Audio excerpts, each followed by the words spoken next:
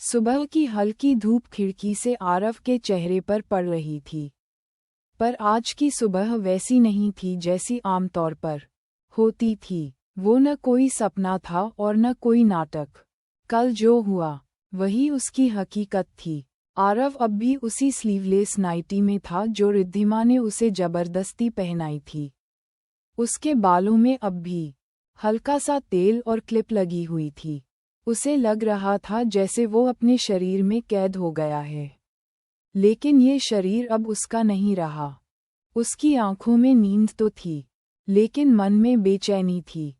कपड़े बदलने की हिम्मत भी नहीं हो रही थी। और जब उसने नाइटी को उतारने की कोशिश की, दरवाज़ा खुला। रिद्धिमा, क्या कर रहे हो आरवीना? उद्धरण चिन्ह। उसने चिढ़ाते हुए कहा, कपड़े बदलना है तो बता दो, मैं नया सूट निकाल देती हूँ। लड़की वाले। आरव ने आंखें नीची कर लीं।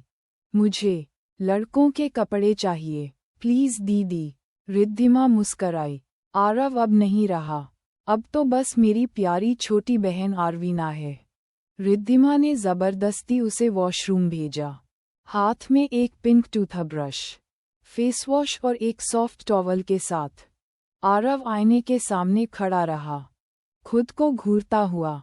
आईने में जो चेहरा दिख रहा था, बालों में बंधी क्लिप, नाक पर हल्का गुलाबी पाउडर, होंठ थोड़े गुलाबी, वो आरव नहीं था। क्या मैं सच में लड़की बनता जा रहा हूँ? उद्धरण चिन्ह। उसने खुद से पूछा। कुछ मिनट बाद जब वो बाहर आया तो रिद्धिमा ने पिंक सलवार सूट लाकर उसके सामने रख दिया। पहन लो, आज बाहर जाना है। क्या बाहर? इस गेटअप में? उद्धरण चिन्ह। हाँ, मम्मी के साथ सब्जी लेने जाना है।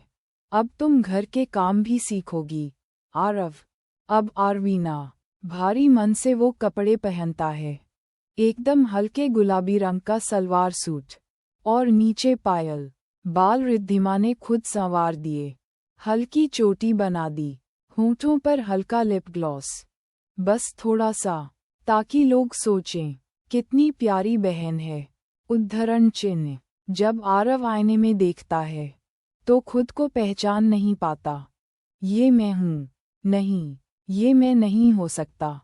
बाहर निकलते ही पड़ोस की आंटी ने देख लिया। अरे रिद्धिमा, ये कौन है? उद्धरण चिन्ह। मेरी कजिन है, आरवीना। कुछ दिन के लिए आए हैं। आंटी ने मुस्कराकर कहा। बहुत सुंदर है, नजर न लगे। आरव का दिल डूब गया। वो कुछ कह नहीं सका।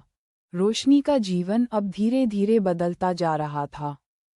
पहले जहां वह भीतर ही भीतर प्रतिरोध करता था, अब उसने समझ लिया था कि इस नई जिंदगी से भागना उतना आसान नहीं है।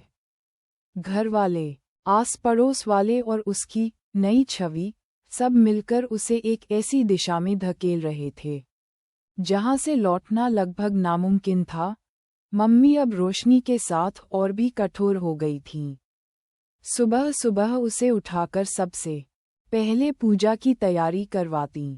सफ़ेद और हल्की गुलाबी साड़ी पहनाकर उसे मंदिर में बैठातीं। वहां बैठते ही मोहल्ले की औरतें आतीं और रोशनी को देख मुस्कुरातीं। अरे वाह, तुम्हारी बेटी तो सच में देवी जैसी लग रही है। ये शब्द सुनकर मम्मी का चेहरा खिल उठता, मगर रोशनी का दिल सिकुड़ जाता। वह भीतर भीतर सोचता, अगर ये लोग जानते कि मैं असल में लड़का हूँ, तो क्या ये भी ऐसे ही तारीफ करते? उद्धरण चिन्ह। लेकिन सच्चाई ये थी कि अब हर कोई उसे लड़की ही मान चुका था। रोशनी को अब लड़कियों के स्कूल में भेजा जाने लगा था। नया नाम, नया यूनिफॉर्म और नया माहौल। वहाँ लड़कियाँ उसे अपनी सहेली मानकर बातें करतीं। रोशनी, तेरे बाल कितने सुंदर हैं। तेरी चाल तो एकदम मॉडल जैसी है। लड़कियों के बीच घुलना मिलना उसे मजबूरी में सीखना पड़ा। शुरुआत में जब लड़कियां उससे अपनी छोटी छोटी बातें साझा करतीं, जैसे किसी लड़के पर क्रश होना या कॉस्मेटिक का इस्तेमाल करना, तो वह असहज हो जाता। मगर धीरे धीरे उसने अभिनय करना सीख लिया। वह सिर हिलाकर हामी भर देता, मानो सचमुच एक लड़की हो। हर रात रोशनी आईने के सामने खड़ा होता, मेकअप हटाता, बाल खोलता और देर तक अपनी शक्ल को निहारता। भीतर से उसका मन चिल्लाता, मैं रोशनी नहीं, रोहित हूँ, मैं लड़का हूँ। लेकिन आईने में दिखाई देता चेहरा एक खूबसूरत लड़की का था। उसकी भौहें तराशी हुईं, होंठ गुलाबी और आंखों में हल्की काजल की रेखा। वह आईने पर हाथ मार देना चाहता, लेकिन फिर डर जाता कि आवाज़ सुनकर कोई आ न जाए। धीरे धीरे मोहल्ले में उसकी पहचान सुंदर लड़की के रूप में बनने लगी। पड़ोस की औरतें उसे सजने संवरने के टिप्स देतीं। लड़के चुपके चुपके उसे घूरते। एक बार तो हालात इतने बिगड़ गए कि पास वाले मकान का लड़का उसे प्रपोज कर बैठा। रोशनी, मैं तुझसे शादी करना चाहता हूँ। ये सुनकर रोशनी का खून खौल उठा, मगर कुछ बोल न सका। उसने मम्मी को जाकर बताया, तो मम्मी ने हंसते हुए कहा, लड़की बनोगी तो ऐसे ही लोग तुझे चाहेंगे। इसमें डरने की क्या बात है? ये तो गर्व की बात है। रोशनी स्तब्ध रह गया। गर्व?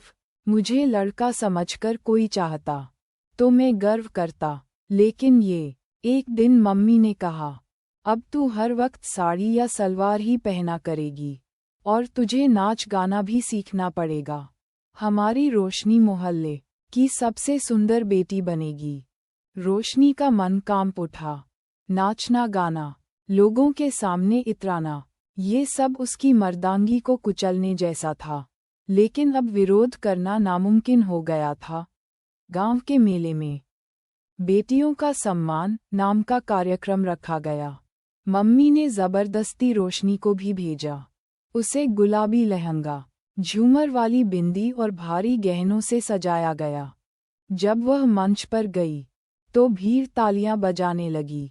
रोशनी का दिल कांप रहा था, लेकिन वह मुस्कुराने का नाटक करती रही। संगीत बजा और उसे नृत्य करना पड़ा। भीड़ की नज़रें उसे भेद रही थीं। तालियों की गड़गड़ाहट उसके कानों में गूंज रही थी। उस पल उसे लगा कि उसकी असली पहचान हमेशा के लिए कहीं गुम हो गई है। रात को बिस्तर पर लेटकर उसने सोचा, क्या सच में मेरी जिंदगी अब इसी राह पर चलने वाली है? क्या मैं हमेशा रोशनी बनकर ही रह जाऊंगा? रोहित नाम कहीं खो तो नहीं गया? उद्धरण चिन्ह।